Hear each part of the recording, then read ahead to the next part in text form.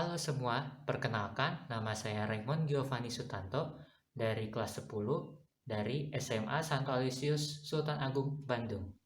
Nah, sesuai dengan judul, pada kali ini saya akan melakukan percobaan untuk mengetahui apa pengaruh dari besarnya katrol terhadap efisiensi sebuah graphic card. Nah, mungkin masih banyak yang bertanya-tanya, apa itu graphic card? Nah, jadi graphic card ini bisa dibilang seperti mainan mobil-mobilan yang mengubah gaya jatuh suatu benda atau energi potensial sebuah massa menjadi energi kinetik. Bagaimana caranya? Jadi, sebuah massa akan digantung pada ketinggian tertentu, lalu tali yang untuk menggantung massa tersebut dikaitkan ke katrol, lalu dikaitkan pada salah satu poros roda dari graphic card. Nah, lalu pada poros ini benang akan dililitkan sehingga beban akan naik. Nah, ketika beban dilepaskan, beban akan bergerak turun dan lilitan pada poros mobil tersebut akan terbuka. Nah, sehingga roda akan berputar sehingga mobil akan bergerak maju. Nah, tujuan saya melakukan percobaan ini adalah untuk melihat apa pengaruh dari berubahnya besar katrol ini. Jika katrol diperbesar, apakah efisiensinya akan meningkat atau sama saja atau malah sebaliknya? Oleh karena itu, kita lihat terlebih dahulu apa saja yang dibutuhkan sebelum melakukan percobaan ini. Ini adalah graphic card yang saya buat. Saya menggunakan papan triplex panjang 36 cm, 4 buah CD sebagai roda, 2 buah sumpit sebagai poros roda, 1 sumpit sebagai poros katrol, dan kardus sebagai tiang katrol. Untuk roda depan saya buat porosnya diam, sementara itu rodanya bergerak dengan menggunakan kolaher untuk meminimalkan gesekan. Sementara itu, untuk roda belakang, saya membuat poros dan roda bergerak. Saya juga menggunakan kolaher yang saya tempel pada papan untuk mengurangi gaya gesek dengan menggunakan lem tembak. Untuk porosnya saya tempelkan dengan ban dengan menggunakan sebuah tutup. Lalu saya juga menambahkan sebuah pengait untuk nantinya mengaitkan benang dari katrol. Lalu untuk tiang katrolnya saya menggunakan kardus yang saya buat 2 lapis. Lalu saya set ketinggian katrolnya setinggi 30 cm. Di bawahnya saya berikan stik es krim sebagai penyangga. Lalu untuk katrolnya, di dalam lubangnya saya tambahkan sedotan untuk mengurangi gaya gesek, serta saya menggunakan karet gelang untuk mencegah katrol bergerak ke kiri atau ke kanan. Untuk katrolnya saya memiliki 2 jenis, yaitu benang roll dan tutup galon bekas. Nantinya saya bandingkan keefisiensiannya. Lalu untuk bebannya saya menggunakan beban bermassa 100 gram yang saya lilitkan pada benang, yang nantinya benang tersebut akan dilewatkan pada katrol lalu dikaitkan pada poros belakang. Sehingga ketika beban bergerak turun, poros akan berputar. Sehingga mobil akan bergerak maju. Energi potensial menjadi energi kinetik. Nah, selain graphic card tadi, tentu saja kita membutuhkan beberapa alat lain, seperti jarak-jarak pada lantai, alat elektronik apapun yang bisa digunakan untuk merekam, serta alat elektronik seperti komputer atau laptop untuk mengolah data. Selain itu, kita juga membutuhkan aplikasi pengolahan data seperti Microsoft Excel. Dan juga kita membutuhkan aplikasi untuk mengolah video. Nah, terutama yang bisa melihat frame per frame.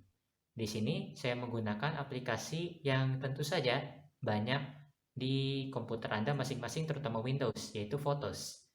Nah, sekarang untuk variabel bebasnya, tentu saja seperti dijelaskan sebelumnya, saya mengubah katrolnya. Ada yang kecil, ada yang besar. Yang kecil ini saya buat dari roll benang. Lalu saya tutup dengan kertas agar tidak licin.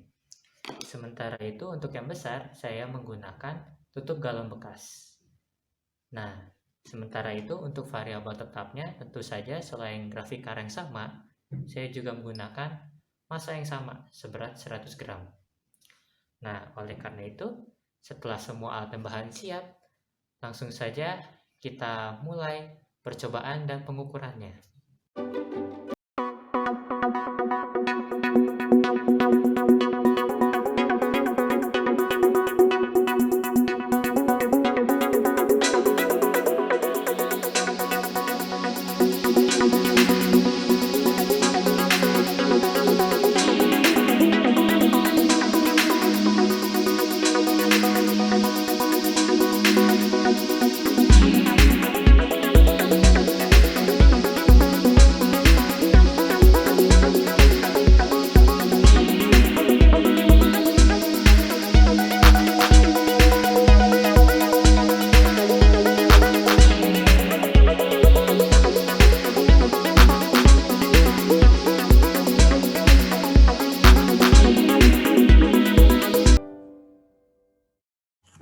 Nah, setelah kita melakukan percobaan dan direkam, sekarang saatnya untuk mengolah data dari dalam video.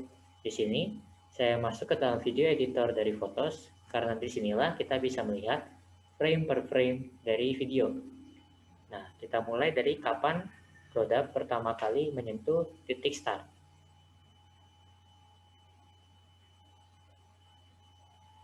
Nah, di sini kita bisa melihat frame per frame dari video, sehingga bisa kita paskan di saat roda pertama kali menyentuh titik start. Nah, di sini saya mendapatkan 2,63. Setelah kita mendapatkan data tersebut, kita masukkan datanya ke dalam Microsoft Excel.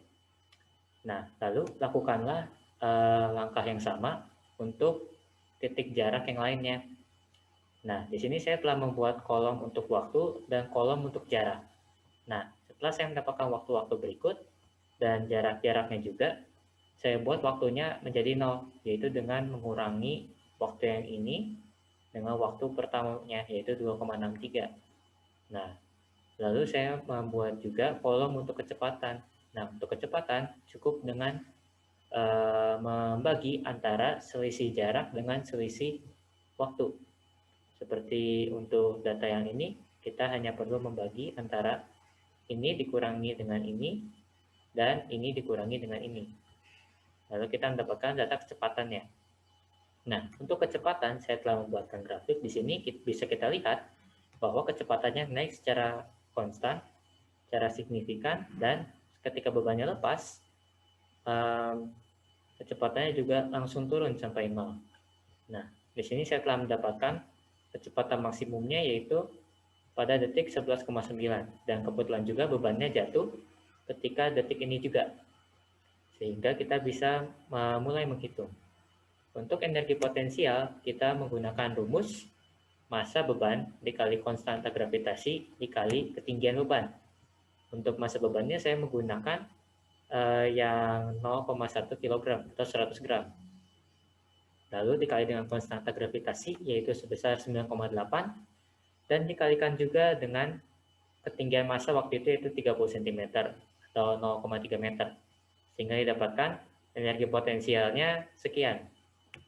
Untuk energi kinetik, kita menggunakan rumus energi kinetik yaitu setengah dikali massa yang bergerak dikali dengan kecepatan kuadrat.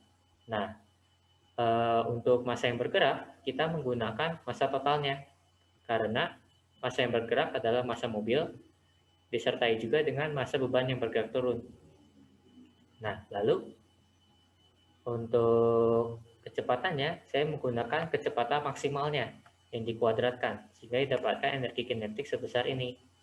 Nah, lalu untuk efisiensinya, cukup dengan membagi antara energi kinetik dengan energi potensial, lalu dikalikan dengan 100%, sehingga didapatkan data sebesar ini efisiensinya. Nah, lakukanlah hal yang sama untuk percobaan-percobaan yang lain. Nah, di sini saya juga melakukan hal yang sama, sehingga mendapatkan efisiensi sebesar ini. Untuk percobaan ini juga saya melakukan langkah-langkah yang sama untuk mendapatkan efisiensi ini. Nah, untuk data yang ini, kebetulan saya menemukan bahwa waktu bebannya jatuh ini sedikit berbeda jika kita hanya melihat dari kecepatan maksimalnya saja. Sehingga bisa kita lihat kecepatan maksimalnya ternyata bukan 0,58, tapi 0,6, yaitu saat bebannya jatuh. Sehingga saya menggunakan kecepatan ini ketika menghitung dengan menggunakan rumus energi kinetik. Untuk yang menggunakan tutup galon ini, juga lakukanlah dengan langkah yang sama, sehingga saya mendapatkan efisiensi sebesar ini, dan sebesar ini juga. Nah, selanjutnya, bisa kita lihat di sini, saya sudah mendatakan keseluruhannya, lalu saya buatkan grafik. Nah, hasilnya ternyata efisiensi jika kita menggunakan katrol yang diameternya lebih kecil, ini lebih kecil daripada jika kita menggunakan katrol yang diameternya lebih besar, atau tutup galon ini untuk percobaan saya. Nah, selain itu, saya juga merata-ratakan keseluruhan efisiensinya. Dan bisa kita lihat di sini bahwa rata-ratanya juga berbeda. Terdapat selisih sekitar 4% di antara rata-rata ini. Sehingga bisa kita ketahui bahwa perbedaan dari besarnya katrol ini ternyata mempengaruhi efisiensinya juga. Nah, kesimpulan dari percobaan yang saya lakukan adalah bahwa perbedaan antara ukuran katrol atau panjangnya diameter dari katrol ini mempengaruhi terhadap efisiensi.